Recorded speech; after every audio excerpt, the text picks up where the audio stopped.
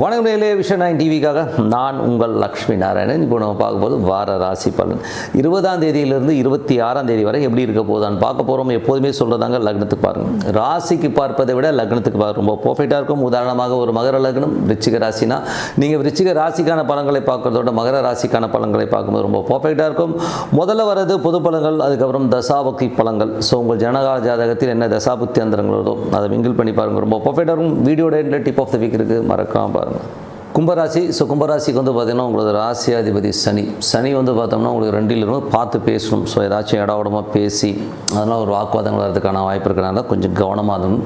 அதுவும் சனி வந்து புதனுடைய சாரத்தில் வந்து வேலையில் இருக்கிறவரும் கொஞ்சம் கவனமாக வேலையில் வந்து வாக்குவாதங்களை தவிர்த்துக்கிறது ரொம்ப ரொம்ப நல்லது. அதுக்கப்புறம் 3 மற்றும் 10ஆம் அதிபதியான செவ்வாய் வந்து உங்களுக்கு 4ல் இருக்கும்போது சொத்துக்கள் விற்பனை, சொத்து சம்பந்தமான விஷயம் கொஞ்சம் வந்து ஒரு டிஃப்ரென்ஸ் ஆஃப் ஒப்பீனியனோ இல்லை ஒரு பழைய சொத்துக்களை விற்கலாங்கிற எண்ணங்களோ ஏற்படுத்தலாம். அதே மாதிரி தாயாருக்கும் அவங்களும் சின்ன சின்ன மிஸ் அண்டர்ஸ்டாண்டிங் வரதுக்கான வாய்ப்பு இருக்கிறனால கொஞ்சம் கவனமாக இருந்துக்கணும். 5, 8ஆம் அதிபதியான புதன் வந்து 6ல் இருக்கும்போது வேலையில் நல்ல ஏற்றங்கள் இருந்தாலும் குழந்தைகள் விஷயங்கள் வந்து சின்னதாக ஒரு மன உளைச்சலோ ஸ்ட்ரெஸ்ஸோ ஏற்படுத்தும். அதனால் கொஞ்சம் கவனமாக இருக்கணும். அதுக்கப்புறம் பார்க்கும்போது உங்களுடைய 6ஆம் அதிபதியான சந்திரன் வந்து 8ல் போகும்போது கொஞ்சம் அந்த திங்கள் செவ்வாயில் வந்து ஒரு மன உளைச்சலையோ ஸ்ட்ரெஸ்ஸோ வர்றதுக்கான வாய்ப்பு கொஞ்சம் கவனமாக இருந்துக்கணும்.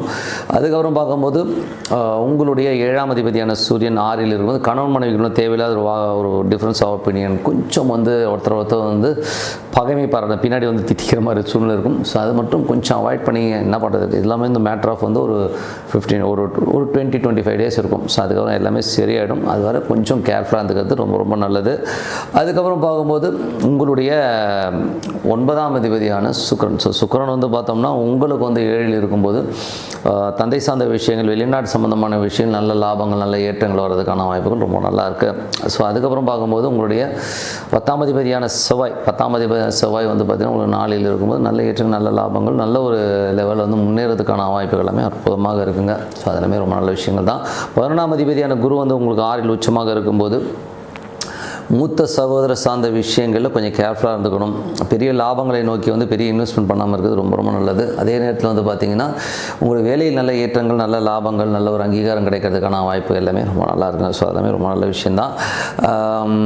ஸோ இதுவரை பார்த்து வந்து பொது பலன்கள். இப்போ தசாபக்தி பலன்கள். கும்பலகணமாக வந்து சூரியன் சூரியன் வந்து 7ஆம் அதிபதி 6ல் இருந்து கணவன் மனைவிக்கு உள்ள தேவையில்லாத ஒரு மிஸ் அண்டர்ஸ்டாண்டிங் வரதுக்கான வாய்ப்பு இருக்கிறனால கொஞ்சம் கவனமாக இருந்துக்கணும். கும்பலகணமாக வந்து சந்திர தசாபதினா சந்திரன் வந்து பார்த்திங்கன்னா உங்களுக்கு 6ஆம் அதிபதி வந்து உங்களுக்கு 8ல் போகும்போது திங்கள் செவ்வாய்க்கிழமைகளில் கொஞ்சம் கேர்ஃபுல்லாக இருந்துங்க. மற்றபடி எல்லாமே சிறப்பாக இருக்கும். அதுக்கப்புறம் வந்து கும்பலகணமாக வந்து செவ்வாய் தசாபதினா செவ்வாய் வந்து பார்த்தீங்கன்னா 3, 10ஆம் அதிபதியான செவ்வாய் இப்போ 4ல் இருக்கும்போது பழைய பில்டிங்கோ பழைய வண்டி வாகனங்கள் விற்பனை செய்து புதிய வண்டி வாகனங்கள் இல்லை ஒரு நிலப்புலங்கள் வாங்கலாங்கிற எண்ணங்களை கண்டிப்பாக இருக்கும். தாயாருக்கும் உங்களுக்கும் ஒரு சின்ன டிஃப்ரென்ஸ் ஆஃப் ஒப்பீனியன், கொஞ்சம் கேர்ஃபுல்லாக இருந்துங்க.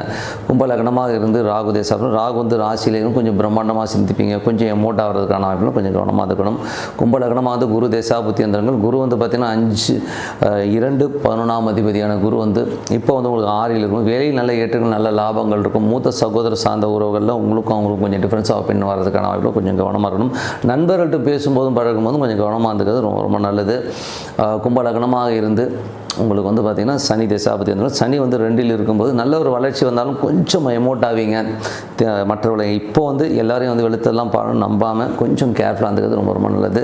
கும்பலகணமாக வந்து கேது தசாபதி, கேது வந்து 7ல் இருக்கும்போது கொஞ்சம் வந்து ஸ்ட்ரெஸ்ஸாக இருக்கிற மாதிரி ஃபீல் பண்ணுவீங்க. கொஞ்சம் லோன்லினஸ், உங்களுக்கும் கணவன் மனைவிகளும் தேவையில்லாத ஒரு ஈகோ கிளாஷஸ்லாம் வரதுக்கான வாய்ப்பு கொஞ்சம் கவனமாக இருந்துக்கிறது ரொம்ப ரொம்ப நல்லது. கும்பலகணமாக வந்து சுக்கிர தசாபுத்தி அந்தர்கள்.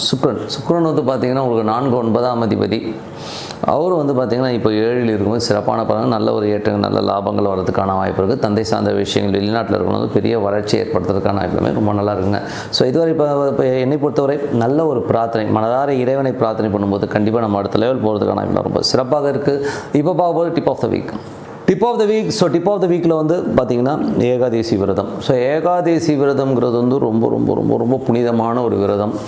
அது வந்து பார்த்திங்கன்னா மெயினாக வந்து அந்த விரதம் எதற்கு அப்படின்னும்போது நம்ம ஐம்புலன்களை வந்து அடக்கிறதுக்கான சக்தியை வந்து ஆண்டவன் வந்து நம்ம வந்து அந்த அடக்கி ஆளக்கூடிய ஒரு விஷயமாக தான் அது வந்து ஏகாதேசி விரதம். ஏன்னா அன்னைக்கு வந்து நம்ம வந்து எதையும் சாப்பிடாமல் வெறும் வந்து தண்ணி மட்டும் குடிச்சிட்டு இருப்போம்.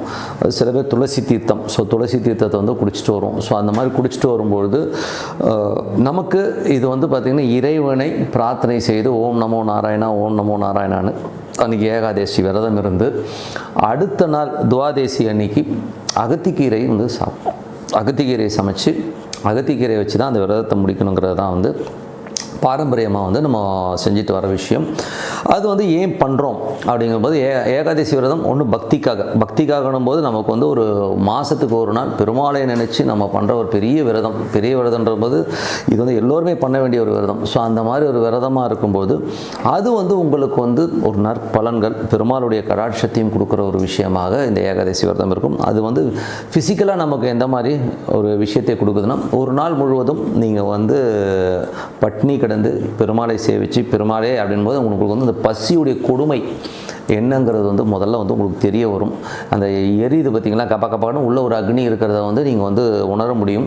அந்த மாதிரி அக்னி இருக்கிறதை உணர்ந்து மற்றவங்களுக்கு நீங்கள் வந்து ஹெல்ப் பண்ணணும், ஒரு உணவு அளிக்கணுங்கிற ஒரு எண்ணம் வர இறைவன் கொடுத்த ஒரு இடம் தான் ஏகாதேசம். ஏன்னா இதில் வந்து இந்த பாயிண்ட்டும் இருக்குது. ஏன்னா மற்றவர்கள் பரிசையை நம்ம நினைக்கிறதே கிடையாது. நம்ம வசதி வாய்ப்புக்கு 3 வேளை வந்து நல்லா சாப்பிட்டோம், எவனா எப்படியோ போய் தொலைகிறான் அப்படின்னு சொல்லிட்டு அப்படி கிடையாது.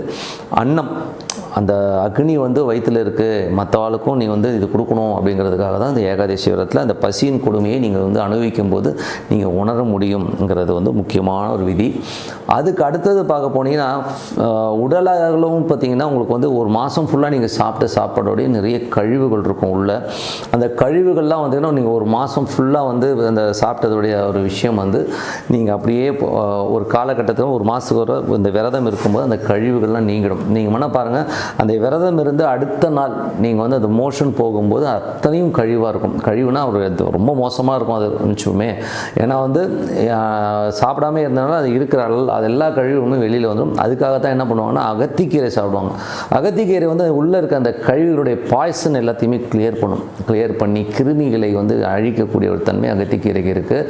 அதனால தான் வந்து பத்தியம் பண்ணுறவங்க வந்து அகத்திக்கீரை சாப்பிடாதீங்கன்னு. ஏன்னா வந்து எல்லாத்தையும் முறிக்கிற ஒரு சக்தியும் அகத்திக்கீரைக்கு இருக்குது. ஸோ அதை வந்து பண்ணும்போது டோட்டலி உங்களுடைய உதாரணம் சொல்கிற மாதிரி ஒரு செயின் ஸ்மோக்கர் இருக்காருன்னு வச்சுமே, ஒரு மாதம் ஒரு ஏகாதசி விரதம் இருந்துட்டு ஓகேங்களா, அடுத்த நாள் ஒரு அகத்திக்கீரை சாப்பிட்டு பாருங்களேன், இருக்கிற அத்தனை நிக்கோட்டினும் வெளியில் வர்றதுன்னு அவர் கண்ணால் பார்க்க முடியும். அவ்வளோ கருப்பாக இருக்கும், அவ்வளோ கோரமாக இருக்கும்னு வச்சுக்கோமே. உங்களுக்கு எப்படி தெரியும்னா, நான் இதை டெஸ்ட் பண்ணியிருக்கேன். நான் ஒரு பீரியடில் ஸ்மோக் பண்ணும்போது நான் இதை டெஸ்ட் பண்ணும்போது நான் பார்த்துருக்கேன். அதை வச்சு சொல்கிறேன், அந்த நிக்கோட்டின் வெளியில் வர்றதே பார்க்கலாம். அவ்வளோ ஒரு உயரிய ஒரு விரதம் தான் அந்த ஏகாதசி விரதம். எல்லோருமே உடலாலும் மனதாலும் ஒரு பெரிய தெம்பளிக்கக்கூடிய உங்களுடைய இதோடைய எஃபெக்ட் வந்து அடுத்த நாள் தான் தெரியும். ஆனால் என்னென்னா இதில் வந்து ப்ரெஷர் மாத்திரை போடுறவங்க, சுகர் இருக்கிறவங்கலாம் வந்து இந்த ஏகாதசி விரதம்லாம் எடுத்து ரிஸ்க் எடுத்துக்காதீங்க. ஏன்னா வந்து சில நேரத்தில் வந்து சில பேர் கிட்னஸ் வர்றதுக்கான வாய்ப்பு இருக்குன்னா அதெல்லாம் அவாய்ட் பண்ணிக்கோங்க. மற்றபடி நீங்கள் திடகாத்திரமாக இருக்கும்போதே பெருமாளை சேவிக்கணும். பெருமாளோடு அன்பு பாராட்டி இறைவா நானும் வந்து அந்த பசியின் கொடுமையை தெரிஞ்சனால மற்றவங்களுக்கு உதவணுங்கிற எண்ணங்கள் வரும். அது மட்டுமல்ல உடலில் உள்ள அத்தனை கழிவுகளும் வெளியில் போகிறதுக்கான விஷயங்களாக அந்த ஏகாதசி விரதம் இருக்குது.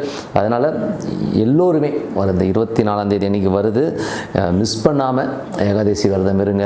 அந்த மாதிரி விரதம் இருக்கும்போது உங்களது ஜென்மாவின் அத்தனை கர்மாக்கள், உங்களது பாவங்கள் மட்டுமல்ல மற்றவங்களுடைய கஷ்டங்களை உணரக்கூடிய ஒரு விஷயமாக இருக்கும். உடலும் தூய்மை அடைகின்றது உண்மையான விஷயம். எல்லோருமே இதை கடைபிடிங்க சொல்லிட்டு உங்களிடம் விடைபெறுவது உங்கள் லட்சுமி நாராயணன். நன்றி, வணக்கம்.